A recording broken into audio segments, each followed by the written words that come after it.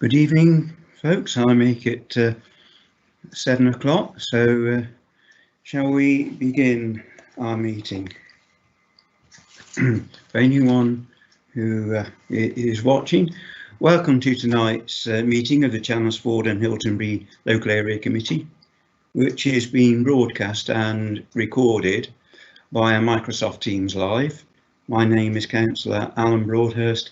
I'm chair of this committee and will be conducting the meeting tonight. During the meeting, you will hear from members of the committee who are on your screen now. So roll call. Obviously myself, Councillor James Dogood. Good evening. Councillor Margaret Atkinson. Good evening. Councillor Tim Groves. Good evening. Who is also the Vice Chair, Councillor Judith Grudziewski. Evening. Councillor David Bragnall.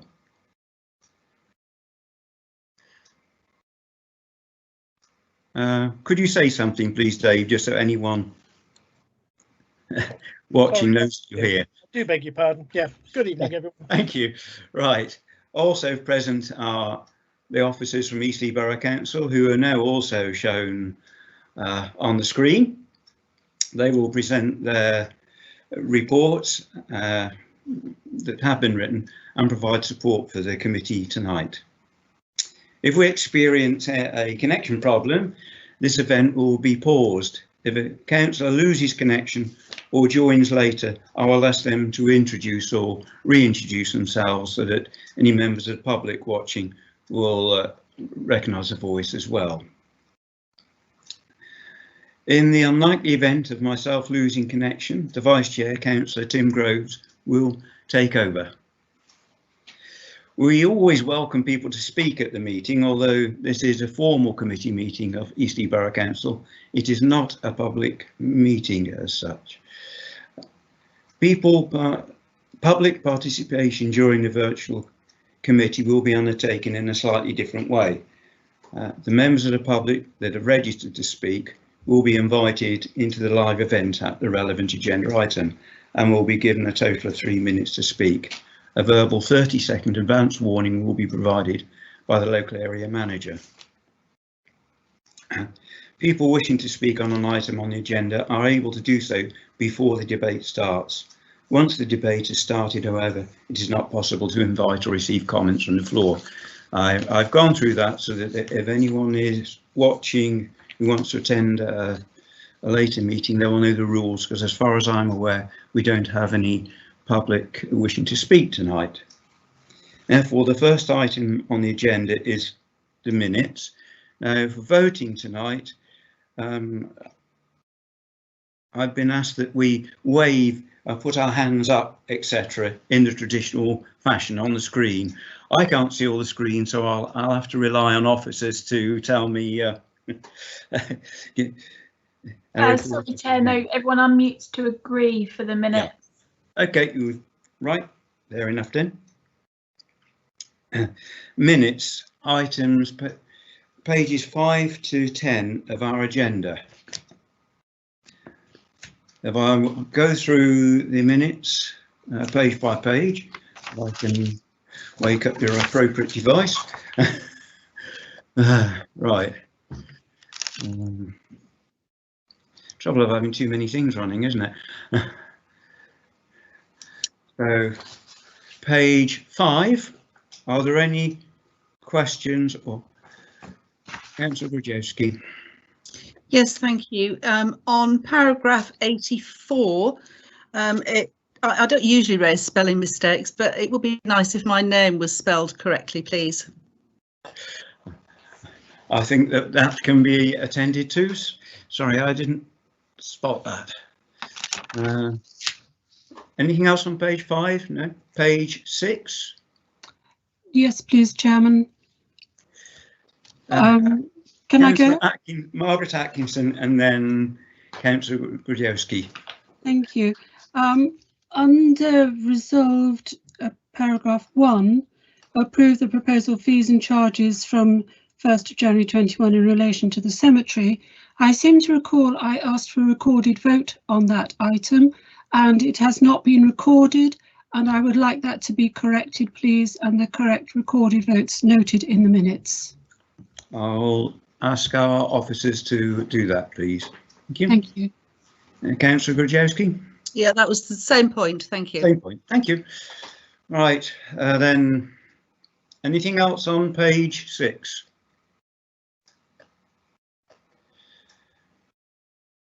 Page 7? Page 8? Page 9? In that case then, can I sign the minutes of the meeting of the 18th of November 2020 as a true record? Do I have a proposer? Yes, I'm Mr. Chair. Councillor Groves, I propose. And Councillor Dogood is seconding. Thank you. All agreed. Yes. Just say agreed, please. Again. Agreed. Agreed. Agreed. Thank you very much. We're all present, so I don't think I need to ask if we've got any apologies. Declarations of interest. Do members have any declaration of interest they wish to make? If so, please indicate now, and when called, state the nature and reason for the interest. You can, of course, declare the interest as they occur to you in the meeting. Councillor Grudziewski. Grajewski. Grajewski. Sorry. Yes, I declared interest in agenda item 8A, which I think was the late paper on our systems, because I live next door. I will withdraw from the meeting, and I guess I'll have to come back for the last 30 seconds. Thank you. Chairman, on that same topic, can I just check with you whether there is any requirement to declare an interest? Because clearly we do know Councillor Grudziewski fairly well, and I would admit that Councillor Grudziewski is on my Christmas card list, but that is as close as it gets. So do we also have to declare an interest, or are we okay? I think if we had to do that, there wouldn't be any meetings, because none of us. Well, I did wonder, but I just wanted to make sure that all was in order. Thank you, Chairman. Thank you. I said there is, we don't have any public participation on this occasion, so we come straight to my report, which will be, I'll say, well, welcome to our first meeting of the new year, and I will begin by wishing everyone a safe, happy and healthy new year. Yet another lockdown now in place, and of course the council has to ensure, where possible, staff are working from home, and therefore many of our council buildings will remain closed, certainly to the public, until they are allowed to open, and it's safe for them to open again. I once again thank our staff for their efforts to maintain our services under really difficult circumstances, especially those involved, of course, with waste, litter collection. Leaf clearance in Chandler's Ford is also very important. But no, I'm sure all members will wish to join me in just thanking our staff. I think they're doing a fantastic job. Once again, though, with this new, more easily transmitted variant of the virus now in circulation, the council will have less ability to provide services which require site visits in order to protect both our staff and our customers. Say that there will not be any at all, but they'll certainly be drastically reduced. I will remind people that we need to do our part in respecting the social distancing rules, wearing masks when required, which personally I think it's now getting to be that it's wise to wear them all the time, and looking out for others, of course all combined with hand sanitising. And please do look out for others, not just older people but also younger people in the 18 to 25 age group who are feeling the isolation at present. For many people now, face-to-face interaction with others may be severely restricted or impossible. So a simple good morning, etc., and we pass people when we're out for our daily exercise can be important and mean far more to a lonely person at present than it would normally. If you do need to contact the council, the phone lines are open and manned. So once again, to everyone, stay safe and look after each other. Item 6 on the agenda, financial report. Go to our local area manager, Ross McLean. Thank you. Thank you, Chair. Yep, hope you can see my report. I've got 3 recommendations for this particular meeting. I'll jump straight in with the dual waste bins. I've been working with local members to identify. We've identified 5 dual waste bins in the area, which has also been assessed by our outreach team, and there's certainly a need for all 5 of those bins. Pleased to announce we've identified some developer contributions funding to pay for the said bins, and just to remind the group, the 5 locations are on Oakmont Road, Winchester Road, Hursley Road, Hokum Road, Nickel Road and Murden Avenue. The exact locations will obviously be negotiated with the street scene team, but they've all been approved through using developer contributions. So the next element was a community grant application from a radio station, Outreach Radio, community radio station, which is based in Chandler's Ford and Hiltingbury, and they are asking for £500 to help with marketing promotion to move over to a digital online radio station, still serving the local community.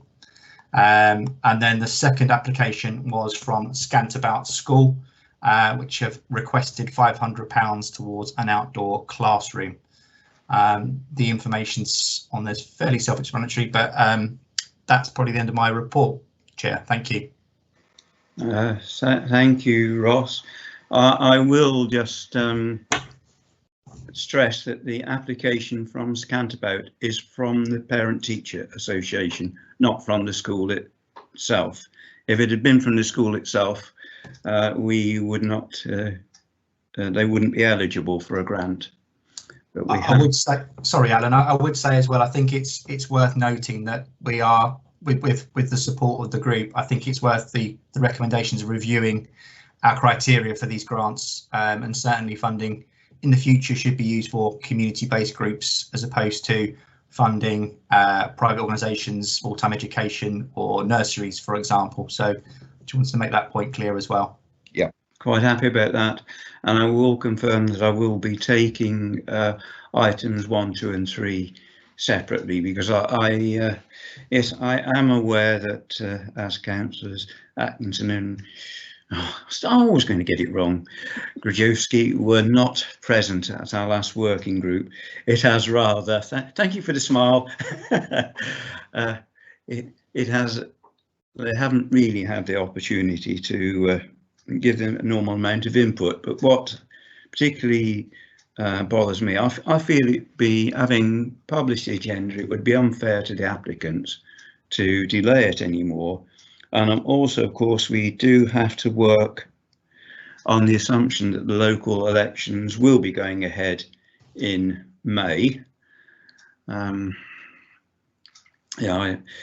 it is an assumption. I'm not personally convinced that that will be possible, but things could easily change. And I just feel that our next LAC meeting would be a little bit too close to the PERDA period. Would be just outside it, but I personally feel it's a little bit too close, and therefore that we should take the applications tonight, which is what I aim to do. But I do respect your comments, and I have given the problem some thought.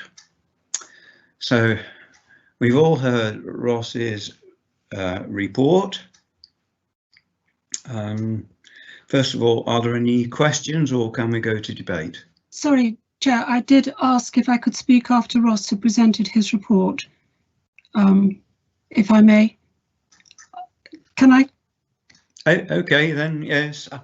I always try to be helpful. Thank you, Chairman.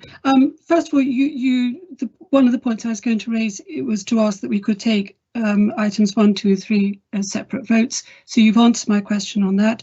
And secondly, I did raise earlier with Ross, and I must apologise to him for raising it so late, that I did feel that the papers relating to the grants should have been attached to the agenda, so that members of the public could have reviewed those papers and pass comment should they wish to at the meeting. And I would like to ask that in future papers are put on the agenda, because I think it's really important that members of the public do have the opportunity to see what these grants are about, who's asking for them, and whether indeed they are in the financial need to be able to take a grant from what is in fact public money. And so I do feel it is quite an important point. And so I'm sorry it was a bit late in raising, Ross, and I do understand the difficulties that possibly created, but hopefully we can move forward on the agenda item. Thank you, Barbara. At the other point I just wanted to make comment about, I wonder if we could call in future this agenda item report of the local area manager, because when I see financial report, I do expect to see a load of accounts and figures, which clearly we have not got. We did have at the last meeting, and I thought we were going to get them on a regular basis. So I do wonder if we could review how we are going to report our finances, whether they are going to come to every meeting, which is what I was expecting, or whether there's a different plan in place, which I'm not aware of. Perhaps we could consider that point, please. Thank you. Thank you. Thank you, Chairman. I'll just ask Ross to come back, and then we can perhaps get the item moved. You anything to add as in response? No, I think Margaret's made a fair point. I think we can work towards, if we're in agreement, to include all the financial information that's the applications are putting in. We need to redact some of the information that's on there. That's obviously signatures and so forth, but absolutely that shouldn't be a problem in the future. That I'll include it as an appendices to the report. I also seem to remember that when we asked about the title of this item, financial report in bracket or underneath small, the report of the local area manager, I think I was actually told that this is how the rest of the local area committees now operate, or am I mistaken in that? That we were just coming into line with everyone else? I can answer that, Chair. Yes, no, that is correct. All the other local areas have their reports titled the same, so it was just standardising it across all 5. Yeah, I knew there was a reason why it was changed. I hope that answers why it's been done, and I think as long as we have report of the local area manager underneath in the title, it does make it clear, certainly to members. All right. Would someone like to move item 1, please? Yes, I'd propose the item 1 that we approve for item 1. Thank you. Does that find a seconder? James? Yes, I'd like to second, please. Thank you. Is there any further debate? Which is item 1? Agenda item 6, item 1 on that, which is the new dual waste bins. Oh, that's paragraph 2. It hasn't got a number, but it's paragraph 2. Just so I know what you're talking about, Chairman. Yes. All right. On mine, it's got paragraph 1. So it's recommendation 1. I've got. Yeah. In In any event, it's the dual waste bins I'm seconding. Yes, I'd like to speak. Right. You're the only one who's asked so far, so carry on. Is that me? Yes. Oh, right. Thank you. Yes. No, I've scrolled up and we're at the recommendations. This is the problem when you scroll on a screen rather than having papers in front of you. Yes, I'm very pleased to support the dual waste bins. Could somebody just confirm, and I'm sure that the council wouldn't have gone ahead if it wasn't the case, but that the back lane behind 10 to 36 Oakmount Road has been adopted and that it's not private land. And I'm very pleased to see that the triangular piece of land at Merden Avenue is finally getting a bin, because I've been asking for about 3.5 years. Thank you. Thank you. Obviously, I don't have knowledge that land is adopted highway. I think that the answer to that would have to come in writing after the meeting, because I don't think there's anyone here who would know that, if that is acceptable. Right, is there any other debate on this item? As seconder, James, do you wish to say anything? Just, Chair, that I think this is very sensible, very practical. I know a lot of residents have been canvassing a lot of us on all of these, and the one behind the surgery there is particularly important, I know, from local residents. So I'm delighted this is going ahead. Thank you. And Tim, do you wish to respond to the debate in any way? Yes, I think I concur with all the speakers there, and the one of them that particularly interests me is the one that's near Spring Hill Road, where there has been a lot of litter recently when there wasn't a bin there. When a temporary one was put there, it was clean, but that's been removed and it's not. So I would like to see that happen as soon as possible. Thank you. Thank you. In that case, shall we then move to the vote on this item? We are voting for its agenda item 6 on page 11 and recommendation 1 at the top, the dual waste bins. All those in favour? We do need, we are supposed to do these electronically, so bear with me a second. You told me earlier on we weren't doing it electronically. No, I said Nikki would do them if I couldn't do them. Sorry. But we can.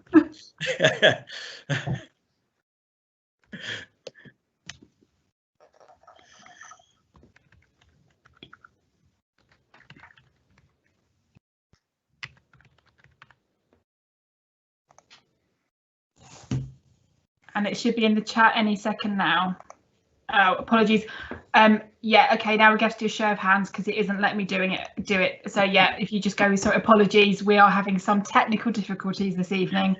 Do you want show of hands, or just if everyone can say agree for this one, and we'll get Nikki to do the electronic vote for the planning items. Agree. Agreed. Agreed. Agreed.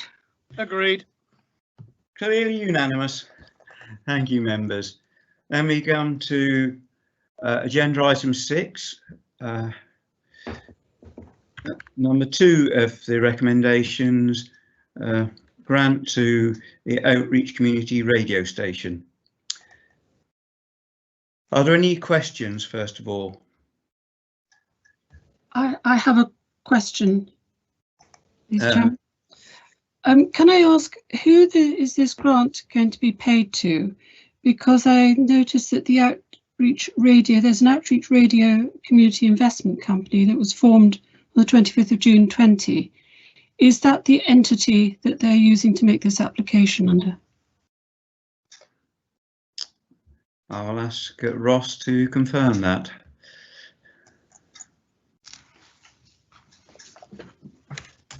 Bear with me 1 second, Chair. I'm just double checking the form. See what was on the actual application itself.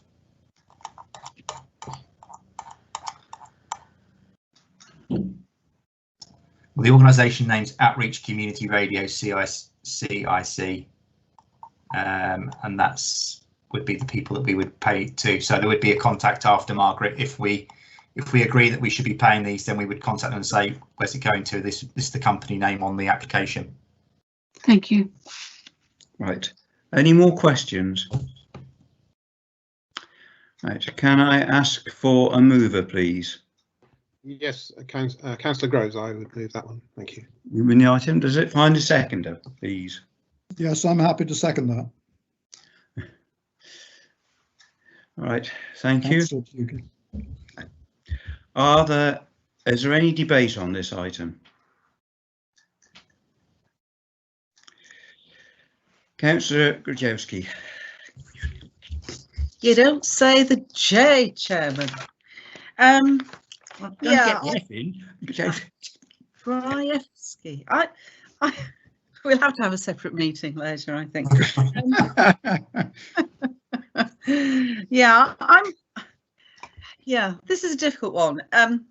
I think because this is a company that's been set up with no fewer than 6 officers registered at Company House. So it seems quite large, and yeah, they've got £22.60 in the bank. And I'm very much in favour of community radio. I'm very much in favour of supporting groups that are supporting people through the COVID pandemic. Indeed, I've given quite a few grants from my county council devolved budget to local groups specifically for COVID related activities. And but this just doesn't gel for me. It seems that they need £40,000 for transmitter rental. They've asked us for 500 on the application form, asking them where the rest of the income is coming from. They've written no idea, which apart from anything else doesn't seem very professional. So I'm not quite sure how they're going to defray the £500 that we give them. So they need 40,000. They're asking us for 500. I know they've applied to the Hampshire and Isle of Wight Community Fund, but their grants are not. That grant is not going to come to £39,500 or anywhere close to it, I would have thought. They say they want the money to spend on marketing. Those of us who've worked in marketing know that before you can do any marketing, you need a business plan. There is no business plan. So there's no idea of where they're getting their money from. They've no business plan. So how can they do any marketing? They say that 150,000 people will benefit. Well, you know, that might be their audience reach. But if I give you some figures from BBC Radio Solent, they have they reach a population of 1.8 million, and they have 191,000. Listeners a week, and you know, BBC's got pretty strong branding, and yet they're only getting 10% of their target audience, and that listener audience is falling. It's been falling for several years. Their market share is down to 5.6%. So, you know, I'm just not sure what we're going to. Or what the community, or how the community is going to benefit from them spending a little bit of money on some sales and marketing. The other thing is that I know that Councillor Grove wrote to me on their behalf in May, which I thought was quite interesting, seeing as they weren't incorporated until after that. Asking me if I would consider a county councillor grant, and I wrote back on the 16th of May saying that they should contact me. Nobody bothered to contact me about it, and so I was very happy, would have been very happy to listen. So I'm just not quite sure what we're getting, and having had a quick look, and I didn't have much time this afternoon to go through the huge amount of paperwork, but it does seem that their broadcasting license, they're only being granted on a temporary basis, so they don't even know what their annual costs would be yet, apart from the cost of this this transmitter rental for a year. So you know, I'm inclined that in its current form, I'm inclined to say that we don't give the £500, because I don't think it's going to make a lot of difference to them. But if the decision is made to give them £500, perhaps we could make a condition that if the money isn't defrayed within a certain period of time, that it is paid back, as happens with grants at the county council. People can't just snaffle it away for a rainy day or whatever. And on the subject of deferring these items, Chairman, you said it would be unfair to the applicants to delay it, but it's arguable that it's also unfair to the public not to delay it.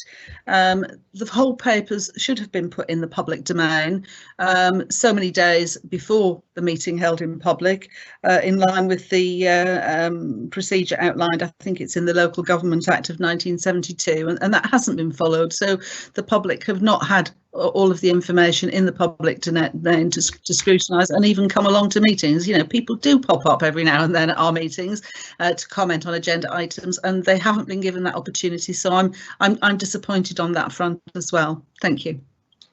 Thank you. I think that Ross has actually checked. The last time we published the full details with an agenda of a grant application was something like, well, certainly over 2 years ago, in 2018, I think was what he said.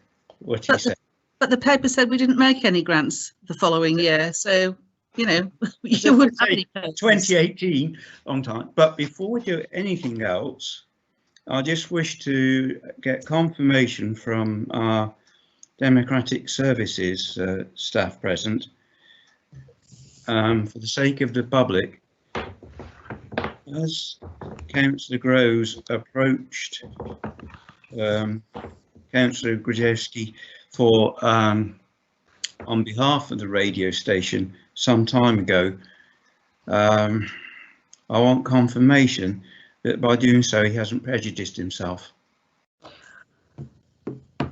Before there's an answer, I did notice he does feature on their website as well. I would suggest that it would be better for Councillor Groves not to take part, as he has approached on behalf of the organisation, and to declare an interest and withdraw from this part of the agenda. It is obviously up to Councillor Groves to make that decision, but that would be my advice. Councillor Groves. Okay, thank you very much. Yeah, I mean, I just explain that I approached Councillor Grajewski as well as all the other councillors in their area, asking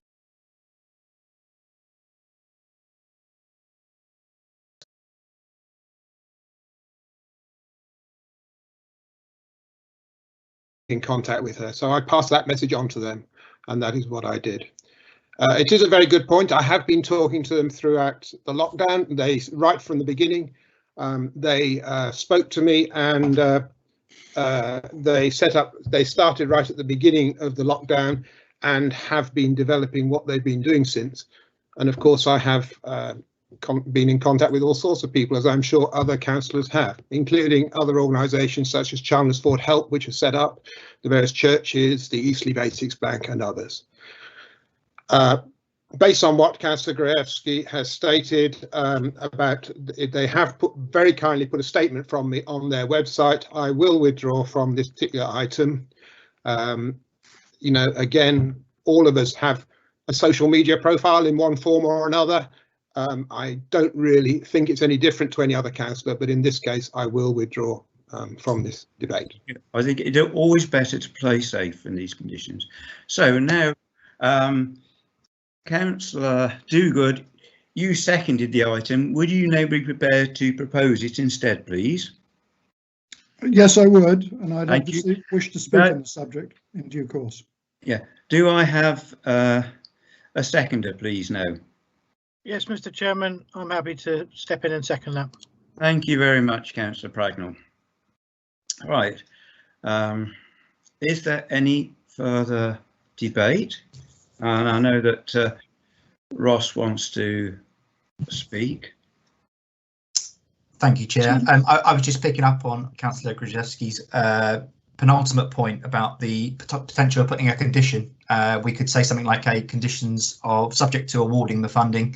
We'd like to see proof of a business plan. Might be a good example to make sure that they are a legitimate organisation that are going to be using the money effectively. That was my point. Thank you. Would our councillors Dogood and Pragnell happy to take that on board? May I speak to the subject, Chair? Well, let's just. Do you agree to what Ross has just said, that we condition it with the fact that they have was it a business plan, wasn't it, Ross? Yeah. Yeah. Yes, I just wish to support that, and I think the points that have been raised are very valid, but I think it should further be restricted to emphasising in this business plan that our £500 will be only spent if the marketing plan is realised more fully. I don't know the exact words to reflect that. Judith Grajewski is nodding in agreement, and I really do think that we want to be clear that the business plan particularly covers the legitimacy of the marketing element. And could I just have confirmation that Councillor Pragnell is happy with that as well, please? Yeah, I'm comfortable with that. I think Councillor Grasky makes some really valid points there, and it's very important that we protect the public purse, because it's not our money to give away. It actually belongs to the community, and all too often we can see these things go wrong and the money's lost forever. Well, of course, it's lost to the community, and it does mean that somebody else or another group deprived of the opportunity of getting grant funding, which may have been more usefully spent. Thank you. Is there any further debate? Yes, please, Chair. Oh, yes. Sorry, I have seen Councillor Atkinson. Speak, please. Thank you. Yeah, thank you, Chair. I just wanted to add my voice in support of what comments councillors have made, and particularly those of Councillor Gorewski, which I think are very valid.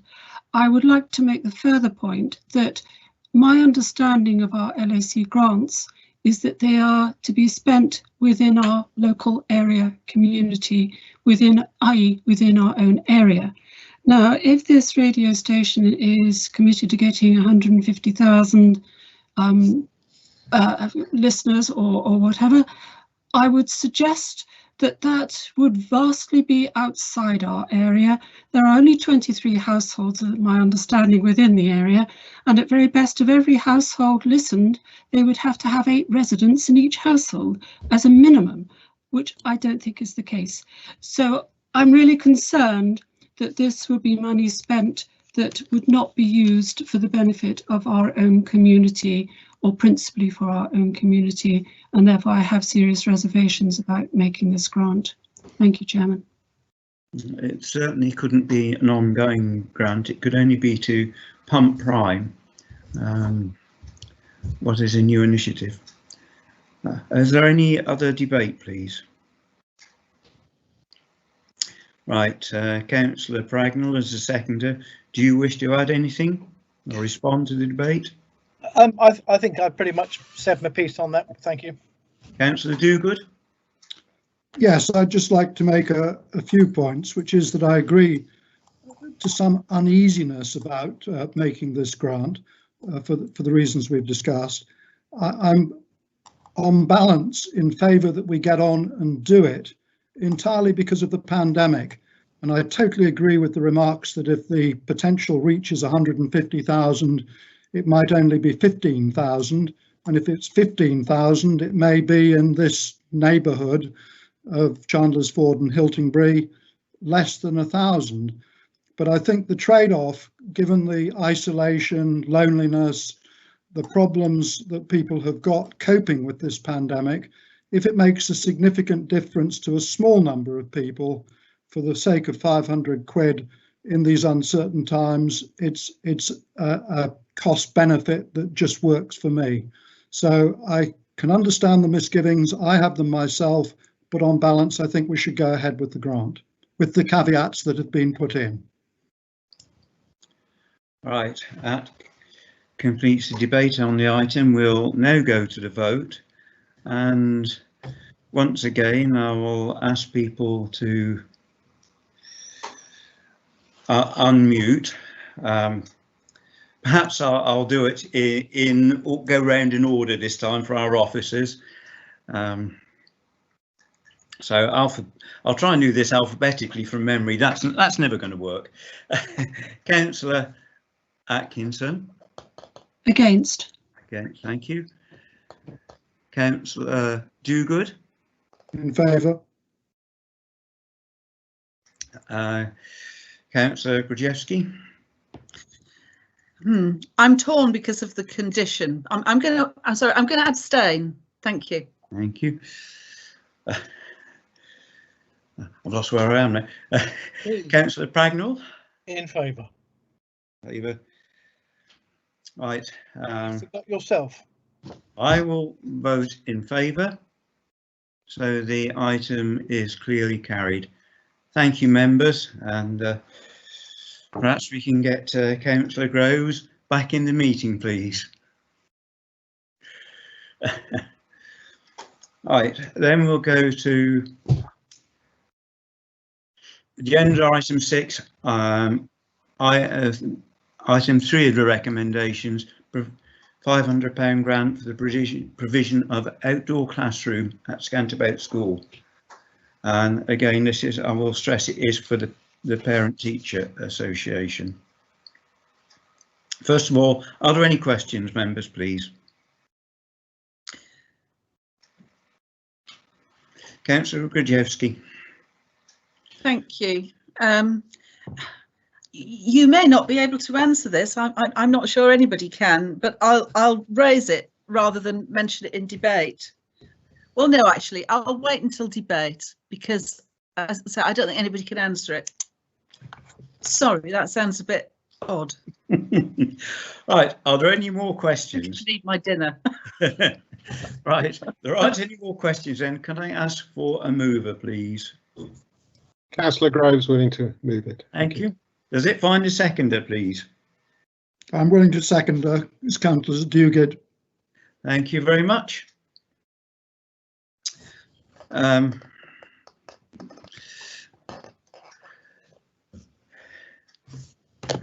I just mention, Chair? I mean, I have registered on social media in support of the Scanterbout Parent Teacher Association. I've been advertising their Christmas event around school on social media. So just to let you know that I've done that, just in case that means I have to declare an interest. Thank you. Well, unless I hear different, I would think that as members, we quite often do get involved with various organisations in that way. But right, debate then, members. Councillor Grudziewski. Thank you. Are my microphones on? Yes, I'm just a bit confused about this because in February 2018, again, I gave some money from my county council devolved budget to the PTA at Scanterbout School. I'm sorry, they call themselves something different, but you know what I mean. And it was for courtyard improvements to provide, I think, an outdoor teaching area with a total cost of £6,061. There was ground clearance, laying astroturf and drainage, benches and umbrellas, paint and planters. And I'm just wondering if this is the same project. I mean, I'm assuming it's a new project because that was 2018 and no money came back to the county council. So I'm assuming that the money was defrayed, but I'm just not sure whether this is a new application or not. I mean, at the time they had almost enough money and then received my grant. So I would have thought that they would have done it, or are they still doing it? As I say, you probably can't answer the question. I will support this, but I am concerned that we need to look very carefully at applications that come from schools and what PTAs are applying for, because PTAs, I would have thought, were there to provide extras rather than things which could be regarded as ongoing maintenance and so on, which should come out of the school's capital budget. So I just think maybe we need to look at that in some way. But as far as this application is concerned, I'm happy to support it, given the concerns I have about which project it actually is. Thank you. Do we have anybody on the line from Scanterbout today who could answer that? No, right, okay. I thought that might be too much to hope for. Thank you. I will just go to our local area manager, Ross McLean, and just see whether he does know any more. I think what would be sensible, based on Judith's really helpful comments, would be to again put a condition on this one to say that, subject to them answering the question that I could ask tomorrow, is this a new project or is this a top up from an existing one that was funded in 2018, and come back to the group that way, if everyone's happy with that approach. Yes, and obviously if we vote to award the grant tonight, it would have to be conditional on that response. that would only award the grant provided that we have the assurance. And I will just look to councillors Dogood and Bragnell just to confirm that they are happy with that, they accept that. Yes. Right, I know that Councillor Bragnell wants to speak, but as a secondary, he will be winding up the debate. So I'm just going to look at anyone else first. Right, I don't have anyone else to speak. Councillor Bragnell. Okay, thank you. I'm pleased to inform you that Ross has managed to steal exactly what I was going to suggest. So that makes my job so much easier now. All I've got to do is trip over my tongue twice and to say thank you so much. But you've said what I was going to say. Councillor Dogood, do you wish to respond to the debate? No, sorry, it was Councillor Groves this time, wasn't it? Well, yeah, I was getting mixed up. Sorry, Councillor Bragnell. It was Councillor Dogood who seconded this one, wasn't it? It was indeed. Yeah. So, do you wish to respond to the debate before or yes, I do. Wind the debate up before going to Councillor Groves? Yes. I mean, I think we're all slightly on the ropes this evening in terms of feeling a sense of dilemma and concern about these grants. I have with this one the concern that if it is fundamentally a building, which is what it says, then that actually should be provided by the local education authority. That's their obligation, I would have thought. And so I'm speaking in favour of it, again, for reasons of the pandemic. And because I see Judith wishing to interrupt me, Chair. Is that permissible? Because I would welcome the interruption for information. Thank you. Yes, I was just writing speak for information. It's not very instantaneous, this. It isn't actually the local education authority, because for the last few years, schools administer their own budgets. They have their own budgets which they manage for revenue and capital. The county council acts as a sort of banker. You know, when you complain about all the reserves and everything, that's where the money is. It doesn't belong to the county council, it belongs to the schools. And then they draw down from there, but they actually have to plan and manage their own budgets. Right. Thank you. Thank you. Right. Thank you for that clarification. So just to conclude, in terms of the conditionality of this grant, Ross is kindly going to check that it doesn't conflict with a grant that was already given a couple of years ago. I would have thought it was also reasonable to say that the grant will only be forthcoming if the building project goes ahead. This is only a small part of the total funding of the project, and I would suggest further that we wouldn't actually release the cash to them until we've got confidence that the project is going ahead. And on that basis, I think it is worthwhile. Again, I think it's an area which I welcome, Chairman, your comments about getting some guidelines and clarifications going forward. But in the circumstances we're in of the pandemic, etc., and with being a relatively modest sum, I certainly support that we proceed with this, but with those various reservations. Thank you, Chair. Thank you. Councillor Groves, do you wish to respond to the debate? Yes, I mean, thank you all for your discussion on this. I think it's all been very helpful, and obviously to get to the bottom of all the issues which others are aware of, in some cases work a lot better than I am. But I think, you know, we have previously given a grant to Hiltingbury School as well. I understand all the committee has before I was on it probably, but so I think we should do so for Scantermount School in this case, and as you say, review the rules going forward. Right, I will remind members as we go to the vote, our local area manager has said that we are going to review the community grants. We're going to review how they're done, and we will tighten up on the conditions, because the present system has been in place for a long time and needs clarification for those applying. So that will be done anyway. But as we've, I think, spent enough time on this one, I propose to go to the vote. All those in favour, or please unmute and say so, please. In favour. In favour. In favour, clearly unanimous. Thank you, members. We come to item 7 on our agenda, presentation of planning guidelines, which tonight is going to be a live presentation rather than pre-recorded. Thank you very much. Thank you, Chair. I'll just share my screen now for you.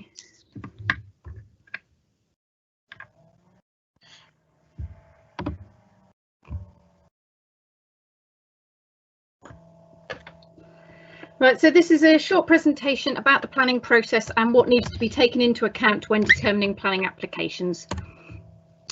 Proposals is determined on the basis of planning grounds. The committee tonight must determine the proposals in line with the development plan unless material considerations indicate otherwise.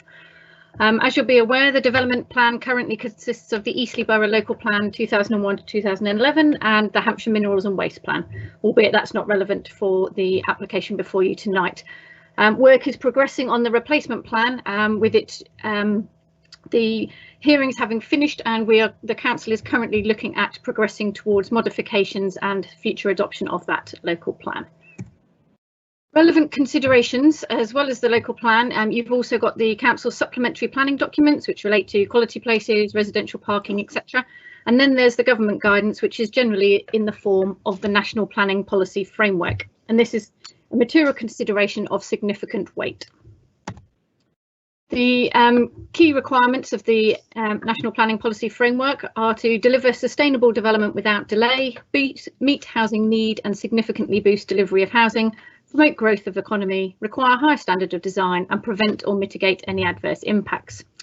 There's also a presumption in favour of sustainable development, with sustainability defined as economic, social and environmental. Material considerations that may be relevant to particular planning applications are the planning history or previous applications and decisions, any relevant appeal decisions, and then we have site-specific matters such as highways, residential amenity, infrastructure, biodiversity, for example. Then there may be relevant consultees or third-party comments, issues of case law, and for larger new housing schemes, elements of the 5-year housing land supply. Issues that can't be taken into account when determining planning applications are moral, racial or religious views, issues such as impact on property values, loss of a private view, breaches of covenant, and matters that are covered by other laws or legislation. There are different types of planning applications. There is effectively a one-step process, which is a full application which considers all matters at one time. Or there is a two-step process which has an outline application which considers the principle of development, and then if that's successful you have to follow up with a second application for reserve matters, which includes all the detail of exactly what is going where. If there are conditions attached to any planning application, they may require further information to be submitted and agreed, and that needs to be done through a discharge of condition application. When looking at planning applications, we are required to consider whether otherwise unacceptable development could be made acceptable through the use of conditions. And there are various tests to be met when considering what conditions can be attached to a planning permission, such as whether it's necessary, relevant to planning and the development that's proposed, whether it's enforceable, precise and reasonable in all other respects. Thank you. That concludes the presentation. Thank you very much. That was very clear, very fast. Thank you very much. Right. Item 8, planning application for 185 Hursley Road. This item has been withdrawn and will not be discussed tonight. So we'll move then straight to item 8A, 16 Kingsway Gardens, Chandler Ford. Thank you, Chair. I will share my screen. You just want to sorry. Declare. Yes, can I leave? How do you want me to leave? Are you going to cut me out and then bring me back in? Somebody. If you turn off your mic and your camera, Councillor Grafty, just so you're aware of where we are in the meeting, and then you can pop back in for the planning appeals. That's fine. Oh, right. Okay. I'll keep an eye on. Yeah, yeah, we're happy with that. Thank you. Thank you. Right, we get to any presentation, please. Right, certainly. I'll just share my screen.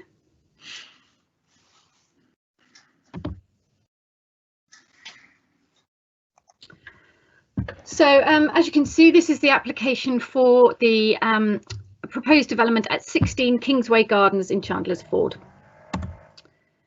Here, as you can see, is the site outlined in red, and the proposed works are to convert some of the existing covered parking area and outdoor storage area in front of the property.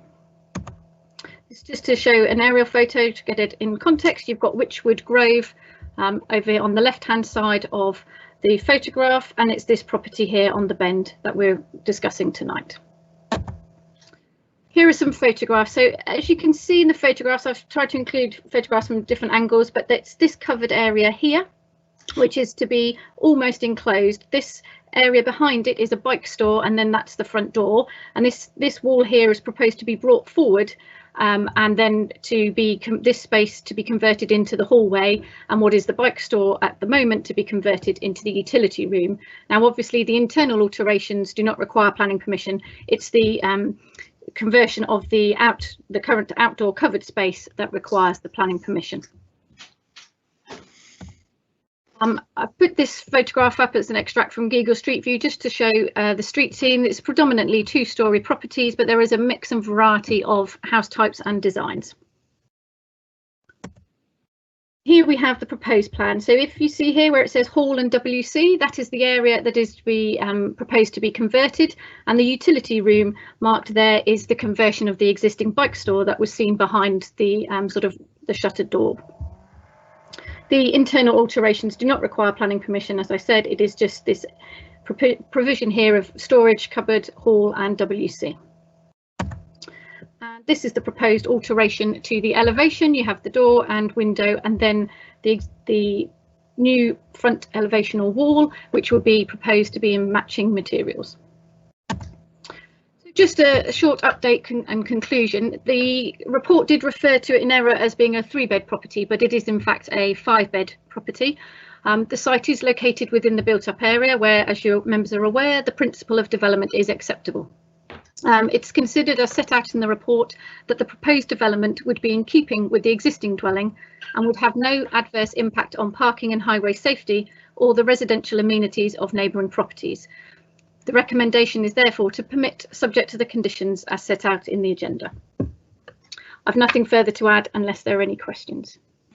Thank you very much for a very clear, concise report. Members, are there any questions? I've got Councillor Groves, Councillor Dogood, and then Councillor Atkinson in that order as they came up. Councillor Groves. Thank you very much for that presentation. Very helpful. Thank you. I wonder if you could just clarify to me the parking arrangements for the property.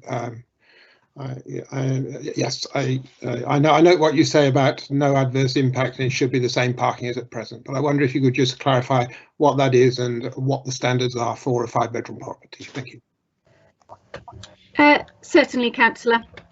The report indicated that it was a 3-bed property requiring 3 spaces. It does require 3 spaces. A 5-bed or any property of 4 spaces and above requires 3 spaces. A 3-bed actually only requires 2 spaces. So it was the reference to the bedrooms numbers that was the error rather than the number of parking spaces required. It is considered that, sorry, I'll start again. The plans that were submitted, it did show the provision of 3 parking spaces on site. One would be in front of the, as you would drive straight on and in park in front of the converted space.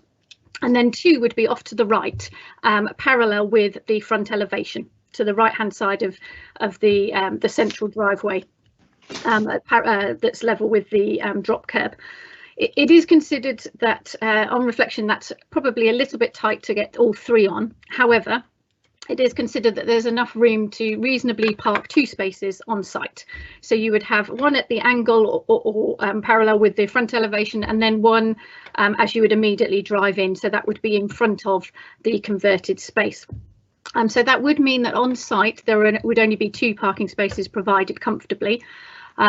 And the standard is for 3 parking spaces, but it's felt that on reflection, given the nature of the road in question, that it is there is reasonable space for any overspill parking from this property to be safely accommodated on the surrounding road network. Given the width of the road, members will be aware that people park on the road currently in some locations, and there is space to safely get past. It's a road that is suitable width to allow for that. So in this circumstances, given the nature of the road, its width, it being a relatively quiet road, it is considered that it would be unreasonable to refuse it on the lack of on-site parking provision. Thank you very much. That's helpful. Thank you. Councillor Dogood, you put your hand up.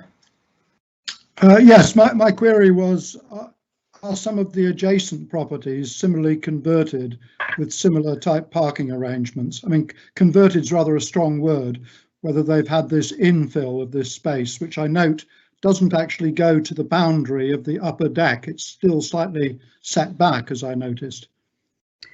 Yes, it would be set back about 45 metres, I think, from the front wall, so you could still easily access the front door, but also drive up to and project underneath it if a little bit if you wished. But there is a full car's length between the front elevation of the property and the back edge of the pavement, so that we're confident there's enough room to park there without having to use that small bit of the covered projection that will still exist. In terms of the neighbouring properties, I was out there today actually, and there's a vast mixture of house types and what people have done and how people are using that space. I don't know that there is an exact copy of what is being proposed here, but there are some some properties that still maintain the covered area, the sort of canopy approach. It's not a full car length in itself, that space that's there currently. And that is the same on some other properties. So and then there are others which have garages and then a space in front. So having there are a number of examples where properties do not have the ability to drive two separate cars on individually and back out without moving another one. There are numerous examples where one is at an angle and then one parks to the side of it, or in tandem, whether it's a garage and then the driveway in front of the garage, or two spaces on a drive with the sort of partially covered area. So there's quite a mix, and I don't think what's proposed is out of keeping with that. But there is enough variety in the street scene that you wouldn't necessarily notice, or it wouldn't stand out that this one had alterations and none of the others had. There is a huge variety in the house types and how people have treated their front gardens and driveways. Thank you. Thank you. Can I just ask you to clarify something you said then? It sounded like when you were talking the distance set back from the road, it sounded like you said 45 metres. Oh. I assume you didn't mean 45 metres. It was probably 4 to 5 or what? Were you trying? Can you just confirm? Just clarify. Yes. Apologies. What I was trying to say was that the covered area at present is not going to be fully enclosed, and there will be a gap of 45 centimetres, apologies, from the new front elevation under that area to the front elevation of the remainder of the house. You'll notice there is sort of a brick pillared bit that you saw on the plan. So there is that extra, as well as the drive in front of the house, there is also going to be that extra 45 centimetres approximately of setback. So it's not going to be fully flush with the front elevation. That's what I was trying to explain. Apologies. Thank you. I just wanted to clarify it for other members in case it was cause more questions. Councillor Atkinson and then Councillor Fragnall. Thank you, Chairman. I'm a little bit concerned about what you said about car parking, because my understanding is that a 5-bedroom house is required to have 3 parking spaces on site. And this clearly is not going to have, whichever way you try to read it, that is just not going to happen. Now, you're suggesting that parking could be on the road. Now, that particular house is on a bend, which is and can be totally blind. If you have parking on that bend, you're forcing cars to go onto the other side of the road to get round that bend, and they're blinded with cars coming in the opposite direction. So I'm concerned about safety. Now, with a 5-bedroom house, there's a fair to middling chance that you're going to probably have more than 3 cars eventually on that property. So by the suggestion that you've made, the chances are that there will be 2 cars parked in the road. Now, it seems to me that if we are saying, oh, well, it's fine on this particular application only to have 2 parking spaces when the requirement is actually 3, we are setting a very dangerous precedent for the rest of all our planning applications, because it means that, oh, well, it's fine, it's not a busy road, we only need 2 spaces, albeit we're now a 4-bedroom house or a 5-bedroom house. And so I have serious concerns about that, and I do not feel that it is a justifiable reason given that to say that it only needs to have 2 parking spaces on site. So perhaps you could give me a better explanation of why we might be setting this very dangerous precedent. Thank you. Thank you. I'll go to our planning officer. Thank you. You could respond, please.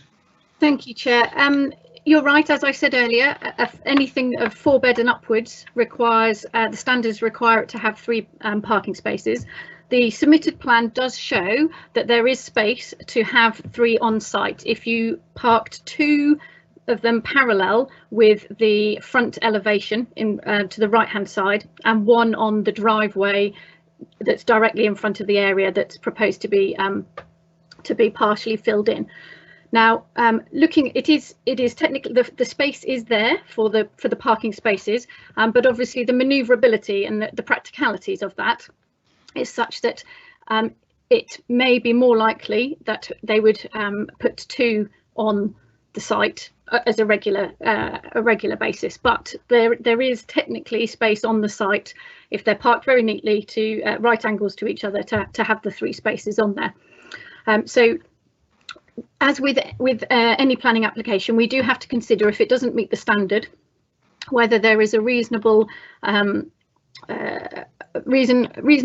concerns on planning grounds to refuse the application on the basis of it not being compliant with the standard. Now, when it comes to parking standards, we do, if there isn't room on the site, we have to look at the nature of the road and whether any overspill parking onto the road would have an adverse impact on highway safety. So that's obviously something we have to look at. If it's a narrow road or it's a road with double yellow lines where that's you know, there isn't the opportunity to park nearby and therefore it could cause problems, that's potentially something to consider.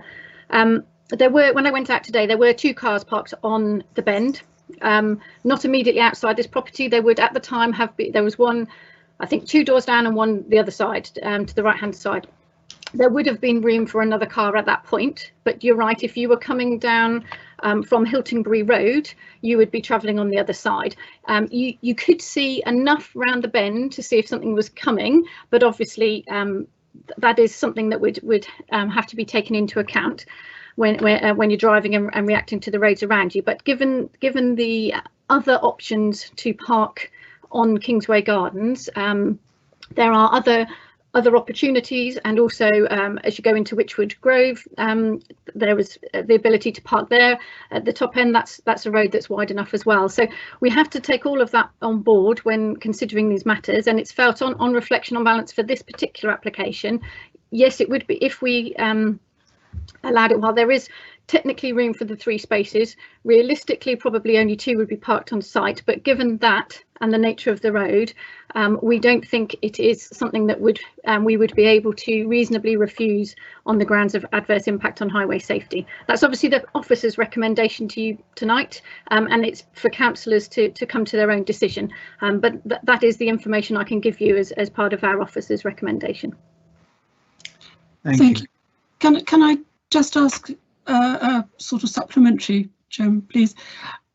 You've said that it would be a very tight fit to get 3 cars in the parking space.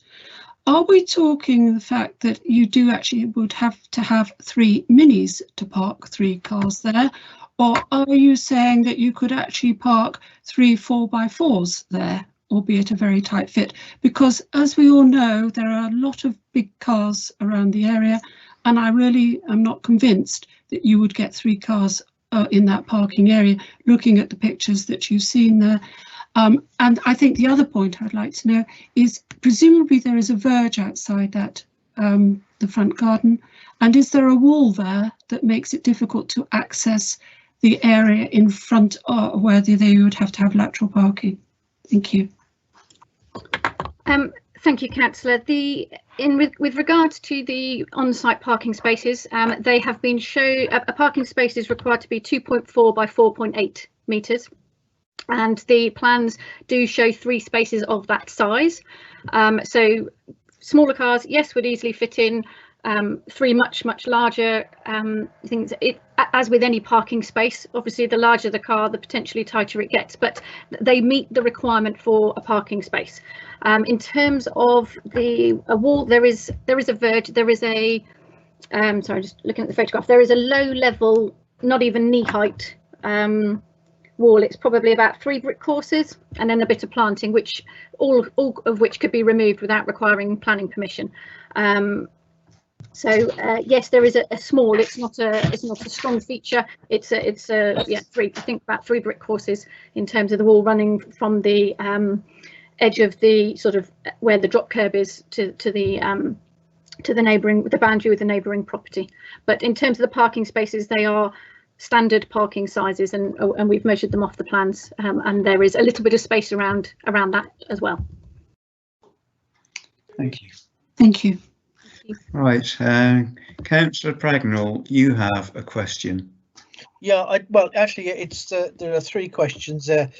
Similar alignment. I wonder, Liz, could you possibly help us here? The driveway that shows 3 spaces to be created. Is there any way we can attach a condition that the driveway additional space must be created before application of the new enclosed space? Secondly, would it be more appropriate if a drop curb was to be put in to facilitate the off-road parking? And I'm looking at the design, the pictures that you showed. Has this premises been previously extended to partially enclose one of the spaces? And lastly, I'm going to hold that last bit until I get to the debate. Yeah, those 3 questions, if you could, please. Certainly, Councillor. With regard to a condition, yes, we could certainly add a condition that the additional area of hard standing, which would be required, which is very small, but there would be a small amount of vegetation that would need to come out to fit that extra 3rd space in. We could add a condition on. You could look at it being provided prior to the use of the space. It might be a bit difficult to ask for it prior to commencement, because if you lay your new surface and then you have the building works, you might ruin the new surface. So we could talk about, quite often you talk about parking to be provided prior to the occupation of buildings. So you could, I know it's already in occupation, but prior to the use of that space. But we could look at the wording of that condition if you wished. They could apply to enlarge the drop curb. That would be something they'd have to apply to the county council for. So we couldn't condition that because we don't know whether the county council would require it, would permit it. They may well do, but that's a separate application and it's not one in our control. So it wouldn't be reasonable to add a condition to that effect. But some people certainly do look to do that if they wish to make the accessibility of their parking spaces or to improve the accessibility of those parking spaces. Yeah, Liz. Oh, and the previous extension. Sorry, was that the last question? No, on the drop curb. What my question was, if they had applied for a drop curb, would that facilitate the use of the spaces better than having to wiggle round? I mean, I'm trying to figure out whether we need to say no. Well, to be able to create your 3rd space, you need a drop curb. I don't think so, because to be honest, you would probably go in and then turn, and I don't know that a drop curb parallel with the space that you're trying to get in. You would have the drop curb and then the parking space immediately. It might help with a bit of a sort of parallel parking. It would give more manoeuvring space, but I don't think that you could I don't think we could conclude that you can only use those spaces if you have a bigger drop curb. Okay, and has there been a previous extension on the premises to enclose one space? No, so I've had a look at the planning and history, and what was there before was set much further back was a small detached single garage, and that was removed, and then the two-storey element was applied for, and that included the current arrangement that you see now, so with the partially covered area, which isn't a full parking space in its own right. It's about 4 meters deep, the covered over area. So that was an application. I think it does say in the report, actually, I haven't got the date in front of me. But yes, that's the planning history that's referred to in the report. There's been no other subsequent alterations as far as I'm aware from the planning history. Yeah, so my question was, has there been a previous extension that's enclosed one of the parking spaces? And the answer to that is yes. No, the garage has been removed. Well, that was it's not in the same scenario. So it was set. Sorry, I haven't got the plan in front of me. The parking has changed. Sorry, I thought you meant was it previously a bigger covered area and they've brought forward and enclosed some of that. Apologies. The parking arrangement has changed on site. The site as originally built had a different scenario with a garage and without the two-storey extension. So the two-storey extension is the new element. Right. So we have lost already parking space to a previous development, and we're now going to lose a little bit more. I don't have enough information about I can try and call up what records I've got. For example, the area where they park to the right might have been lawn at the time, because they're in a number of the properties in the road. They've still kept their lawn, and others have turned it to hard standing to park. So when that application was approved, it had 3 parking spaces, and we would never ask for more than 3 parking spaces. So there is space to park 3 currently, because you can tuck under the covered bit, and then you've got the one behind and the one off to the right. So we can never ask for more than 3. Our standards have never asked for that, but there may previously, with the previous layout, have been space to provide more, but it may well have been a long drive, but a lawn to the front of the rest of the property. Okay, thank you. Councillor Groves, please. Question. Yes, so I think I'm concerned about getting 3 cars into the site. I think it would appear to me as though there would need to be a longer dropped curb than is shown on the plans that we're asked to approve to get 3 cars onto the site. That would just be my opinion. So the question is that what you believe to be the case as an officer?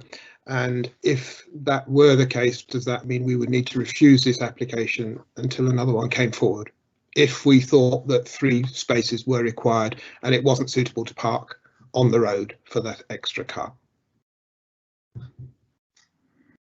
Right, so the officer's advice to you is that there 3 are shown to fit on, 2 are comfortable, but officers are happy with that relationship as it is before you today, with any with overspill parking being able to be safely accommodated on Kingsway Garden itself or surrounding roads.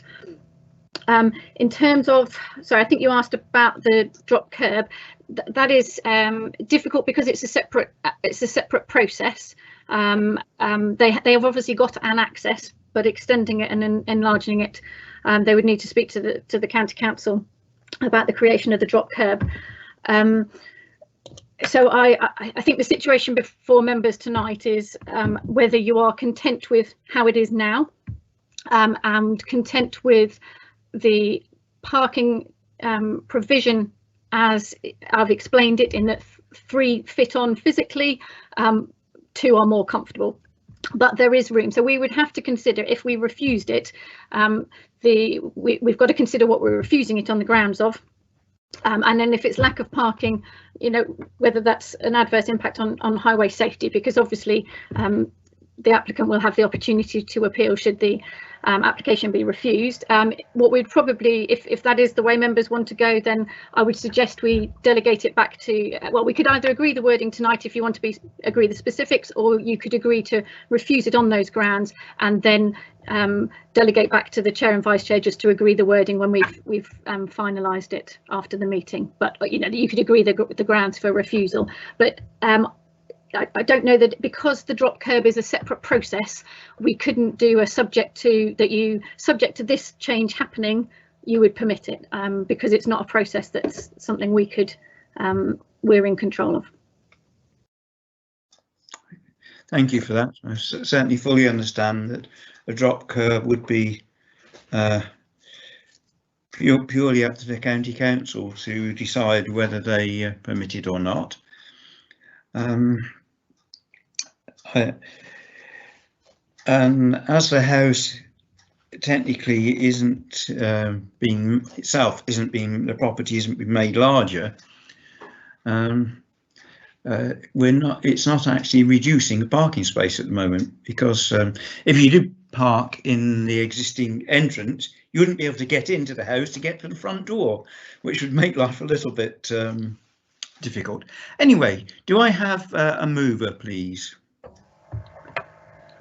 So yes, I move the motion then. Thank you, Mr. Chair. Just for clarification, are you moving permit as the agenda item? Yes, that's what I need. That's the way forward, isn't it? To move that. Is that one seconder, please?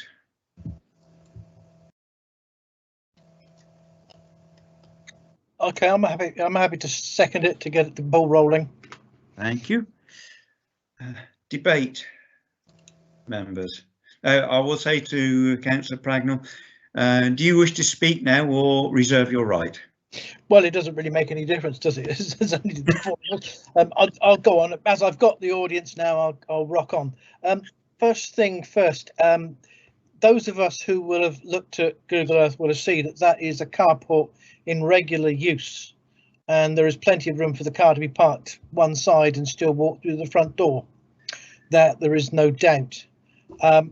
With the cars moving back on the drive, it is, I would suggest, once the first car is on the drive parked straight on in, nobody else is getting on that drive.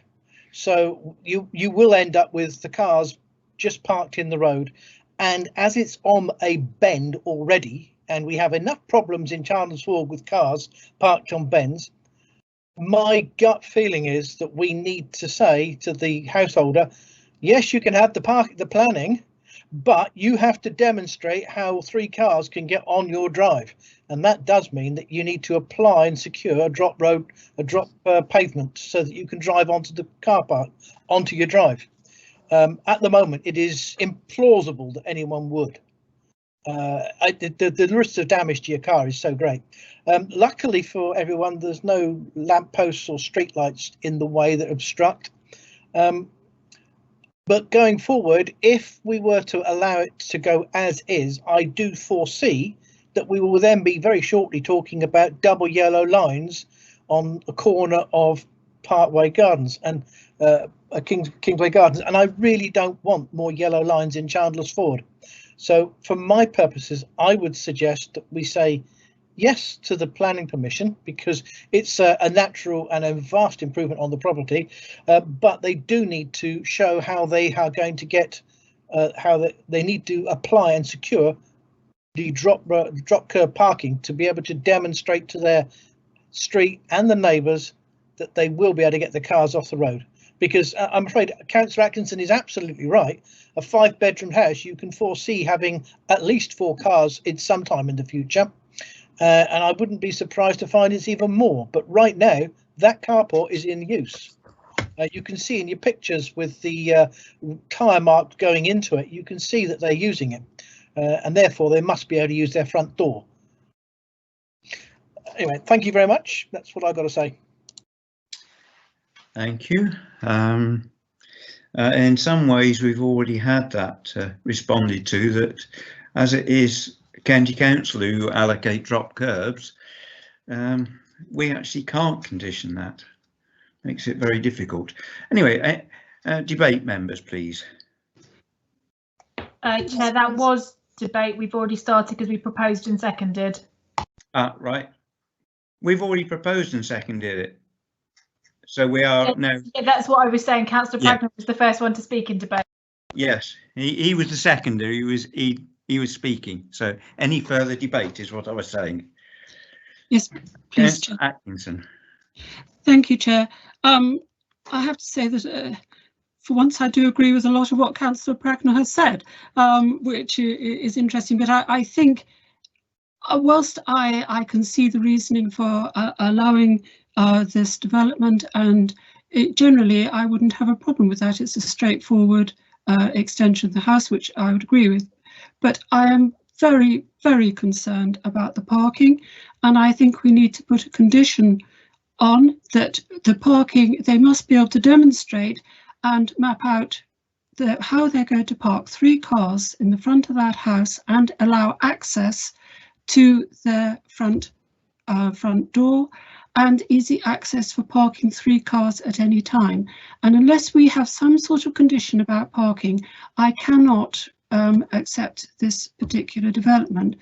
Parking, as Councillor Pragner quite rightly points out, is a huge problem in Chandler's Ford, and we don't want any more double yellow lines, and I could quite see that happening on that corner because it will become dangerous. It only needs a couple of cars hitting each other for whatever reason, and then the double yellow lines go in.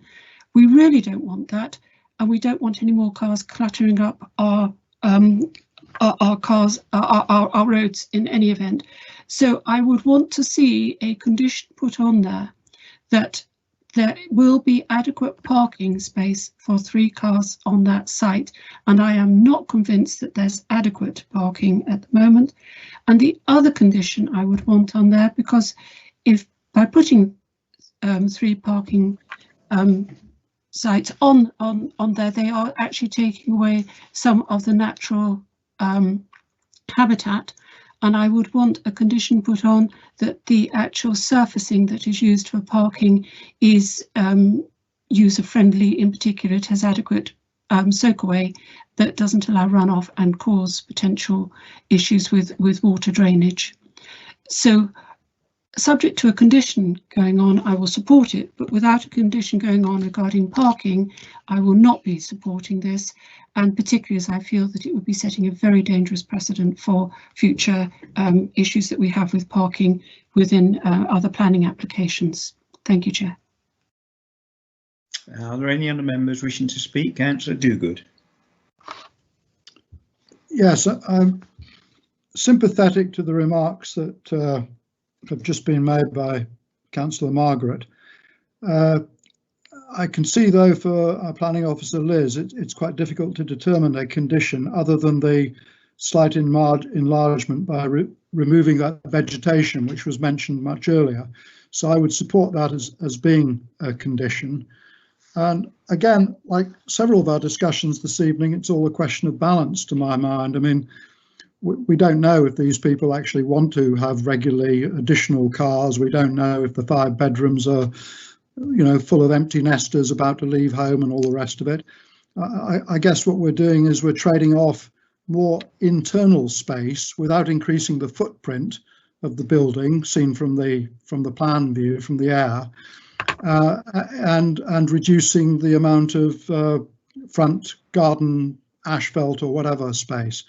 So I think, as I understand it, the conditions in terms of new driveway areas do require permeable blocks and attention to drainage so that the water offlow isn't increased.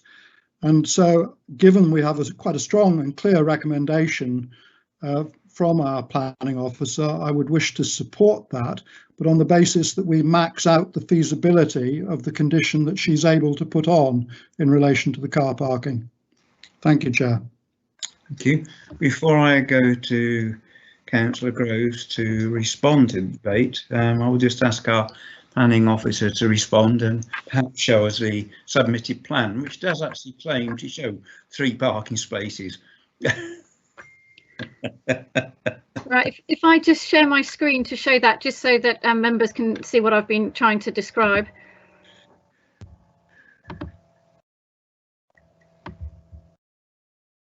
So hopefully you can see that now in the middle of my screen. So the blue rectangles here are the parking spaces that meet the parking space requirement in terms of size, and you can see it doesn't come beyond the front elevation, so there is that space there that I was talking about, the approximately 45 centimetres, which would give space and movement and access through to the front door still. But yes, it's these two spaces here parallel to the road and the front elevation, which are the other two that we've been talking about. With regards to the provision of the parking and the timing of that and whether we can condition it, we certainly can.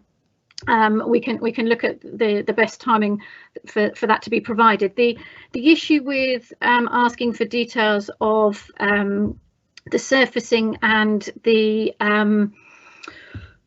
drainage of that site is it's a very small area that would need to be have additional surfacing to remove the planting. So there's most of it is block pavers at the moment. Then there's some gravel around the outside, and then there's a small area of shrub planting, which would need to be converted to hard standing. And I'm not sure how reasonable it would be, given that it's not a whole new area of hard standing. It's less than a parking space of additional hard standing that would be required. I don't know how reasonable it is to require details of that surfacing and any drainage of it, given that it's such a small area, and also could be the landscaping could be removed at any time without obviously requiring planning permission. Sorry, I was just trying to think. No, I think those were the two questions with regard to the whether we could condition the additional hard standing to be put down to create that space, which we could, but whether we could look for details of the drainage. I can put the photos back up if members wish to see that, and you'll see that it's a relatively small area that would be the additional hard standing. Please show the photographs. Okay, I'll just come out of this and go back into my presentation. Sorry, Liz, I would just remind members we are in debate rather than questions, so you do need to be a little bit on the side of caution as to what you're asking and what we're. I know some of it is for clarification, but just a reminder.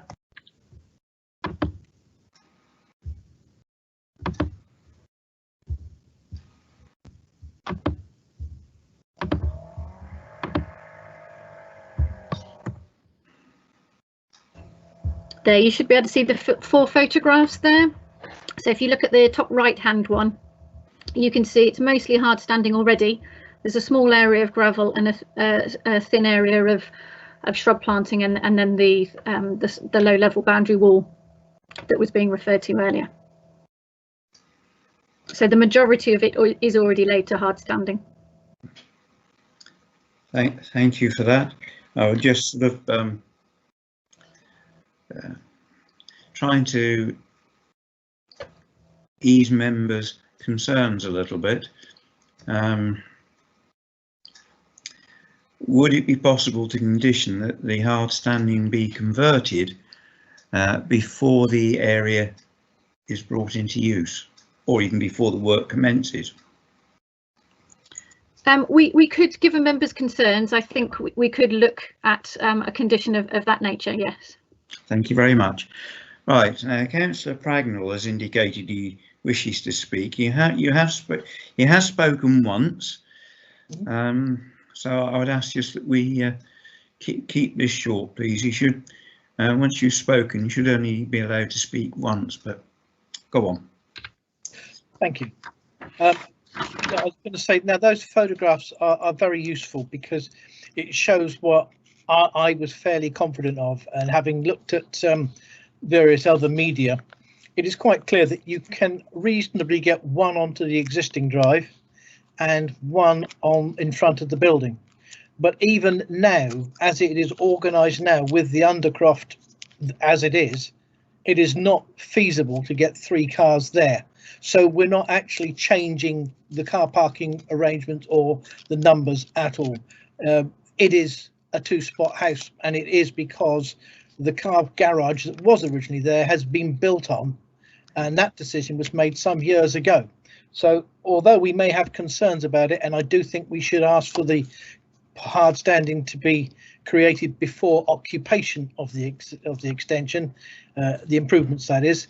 I don't believe that we can really go back in time and say to the householder now that they need 3 spaces when a previous planning permission allowed them to reduce to 2. Thank you. I'll ask Councillor Groves to wind up the debate, please, so that we can go to the vote, and he might wish to include in that we do add the condition that the extra hard standing be provided first, as we've heard can be done, and our officers we can trust them to work out the wording on that. So, Councillor Groves, please. Yeah, thank you, Chair. I'm like other councillors. I have concerns about this car parking. We've talked about the issues in quite a bit of detail, and basically, I think what we have said between us, from my point of view, is that there should be 3 parking spaces on this site, even though there are only 2 at the moment, for a 5-bedroom house, which is what this is. It is increasing the number of bedrooms, this property, is it? No, it isn't. Okay. No. So in that case, then it is basically the same as was approved on a previous application. I do take that point. We're not worsening the situation, but I also, in my own view, have the opinion that we do have these standards, and I to be honest, I'm very disappointed with the way that the planning application was presented, showing 3 car parking spaces which are actually impossible to use and without an access to the road. There's absolutely no way, in my view, and I think we could.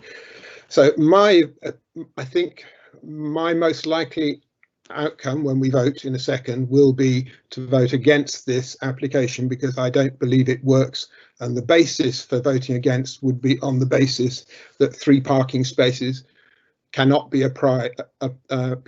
provided under the current arrangement. I think they could be provided, but I think you'd need a longer drop curb, and I think this particular application wouldn't allow for a longer curb, because they haven't shown it on the plans and they haven't got approval for it, so we wouldn't know whether to go ahead. So that's my summing up. Obviously, we've all got to debate, we've all got to vote on the issue following my summing up. Right, I'll go to the vote. I will remind members that Councillor Pragnell was absolutely correct, as there aren't any changes to the there's no extra bedroom space or anything like that. It has been a 5-bedroom house now for some years, and this is in effect not reducing the parking space, because there are only space for 2 on the site at the moment. Right, I will go to the vote. For the sake of clarity, I think I will go around and ask members, so that if anyone's looking at a record afterwards, we can all be clear rather than shouting out. So. Sorry, Chair, just to be clear then, I mean, we couldn't do electronic votes if we wanted to, because both Nikki and I have got issues with our teams. Do you want this as a recorded vote in the minutes, or are you just wanting us to do this? I just want to be clear, so that if anyone's a member of the public looks at the recording, they can see the outcome. So first of all, I'll go around to Councillor Atkinson. Sorry, Chair, I want to be really clear what we're voting on, because I'm not sure that we are. So is this the vote? Yes. Yeah, I'm really not sure that everyone's clear. So is this voting as the recommendation in the report, or is this voting with added conditions? Has anyone wanted to propose the additional conditions? The recommendation in the report, but with the condition that the extra hard standing should be provided, certainly before the occupation. Before, yes, of the new.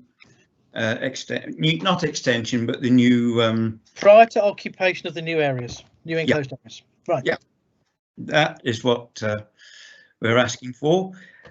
Councillor Atkinson. I have great difficulty with this. and I'm really not sure which way to go. I did say earlier that generally I'd support it, and conditions have now been put in place, which I think is the best we can do on this application. And so with the conditions, I will somewhat reluctantly support it. Thank you. Councillor Dogood. Support it with the conditions, following in Margaret's footsteps. Thank you. Councillor Groves. Against. Councillor Fragnall. I'm going to support the application with the conditions. And I will support the application with the conditions as suggested, so the application is carried. Thank you very much, members. Could we thank Liz for her patience? Oh, you're welcome. Chairman. Well done, Liz. Thank you. I think you've just done so. Must want to be getting a bad reputation. Right, we come to item 9, which is planning appeals. Sorry, Chair, can we just be sure that Councillor Gorewski is back with us, because she was essentially out of the room for that.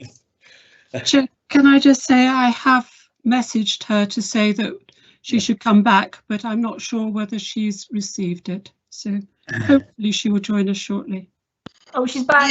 Yes. Excellent. Thank Yes.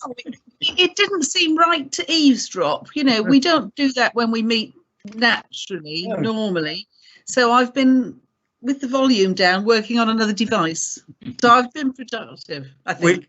We did take advice about that beforehand as to whether you should completely leave the meeting and then come back in.